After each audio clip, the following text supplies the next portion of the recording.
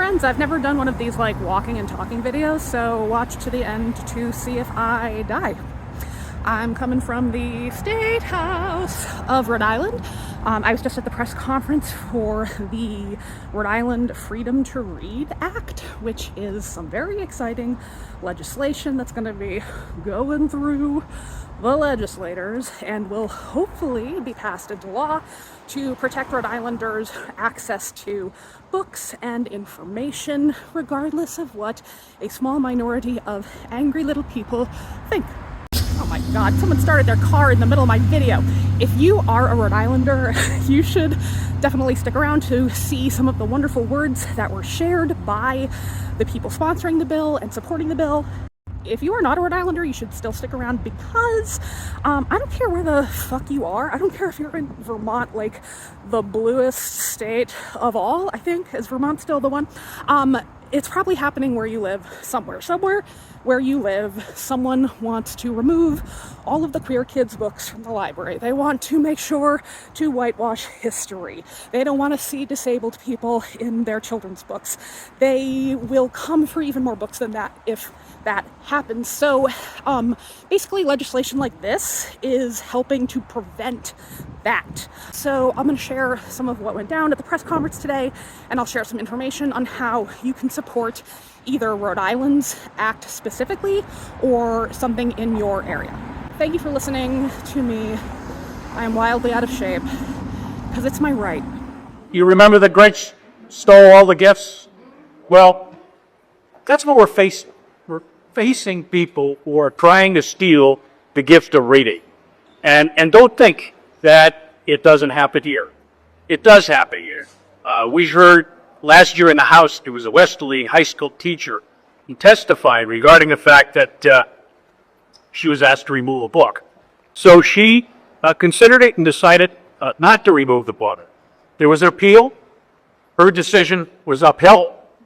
But thereafter, she was essentially harassed, stalked, if you will, by the fellow who thought that she made the wrong decision. Look, I can decide what book I'm going to choose at the library. I can decide whether I even want to go to the library. I can choose what my child reads or what my child doesn't read. I mean, we all do that. But what we can't do is decide what everyone else gets to read. And we don't get to decide what someone else's kids can read or not read. No one else besides what my child reads. Because our libraries are spaces where anyone, no matter their background, age, or beliefs, can explore new ideas, discover history, but most importantly, be able to discover and have the empowerment of their own voice. But yet, being able to recognize the service that our libraries provide to our communities, we are facing a challenge where freedom is under attack. Where across the country, books are being pulled from the shelves. Librarians are being harassed for simply doing their jobs. And that is providing access to literature and information to our neighbors, to our youth, to our seniors. And we need to be clear that it is happening in our backyard. But for that reason,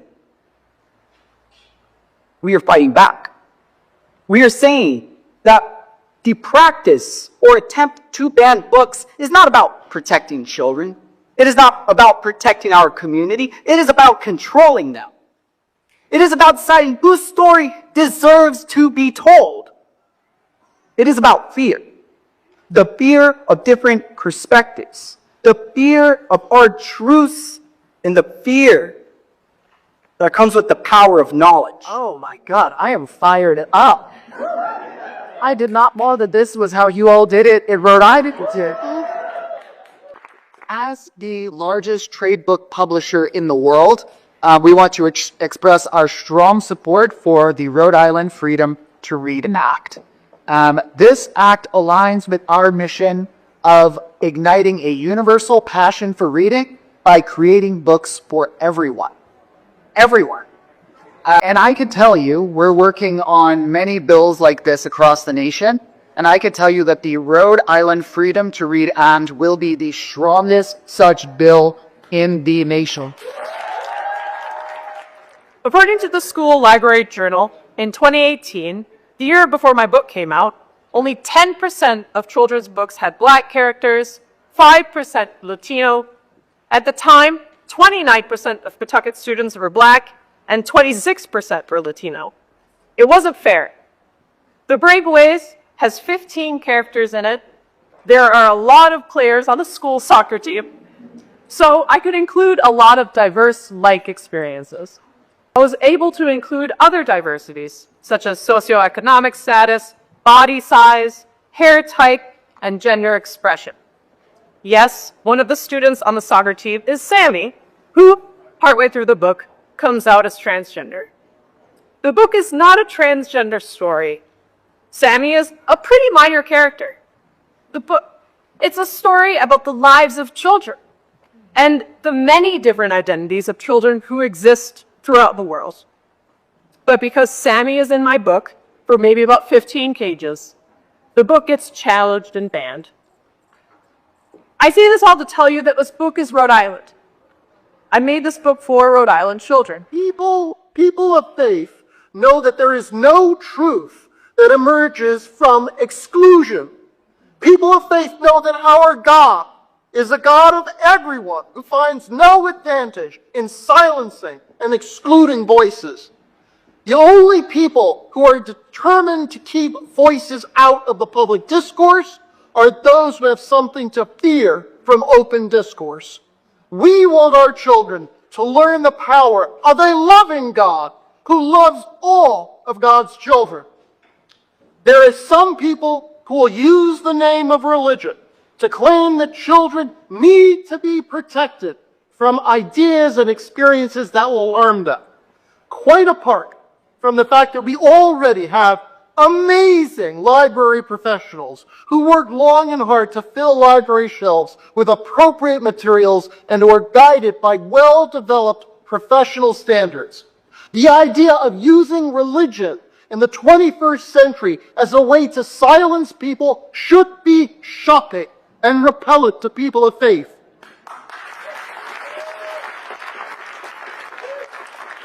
According to the National Coalition Against Censorship, censorship prevents people from spreading ideas, opinions, and incorporating messages. And in the year 2025, Trump's administration tries to ban laws relating to LGBTQ issues, racial history, and injustice. Not only does censorship affect writers and librarians, but it threatens the education of many students and silences marginalized communities, including myself. As a Hmong American student, I understand what it's like being hidden in the dark. The Vietnam War, let alone the Secret War of Laos, is rarely discussed, if ever, in our history classes. And to have other history banned, including LGBTQ history, Black history, to have any history censored is a disgrace to history itself. Yup. In a modern world in which the Comics Code Authority is rendered obsolete, there is no use for such jurisdiction or norms to be held in place. Countless misguided minds intent on controlling what information or art is available is more than worry. There's no knowing if I would have ever been able to discover the writings of one of my favorite authors, Simone de Beauvoir, as a young man scouring the library collections. The book selections were determined by external forces. The policing and restriction of knowledge directly infringes upon the civil liberties of all Americans, halting the free speech of authors and preventing people from receiving the public education promised to them. Such policing causes deficits in the collective knowledge of the American people, losing decades, if not centuries or millennia, with history from numerous perspectives. The banning of science books, such as those focused on reproduction, directly limits understanding of the self and the world around us.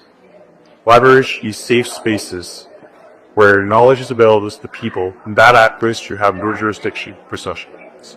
I hope that in Rhode Islanders receive the understanding that their rights are in danger. Supporting the Freedom to Read Act is one of the best ways to resist this threat to our city, please.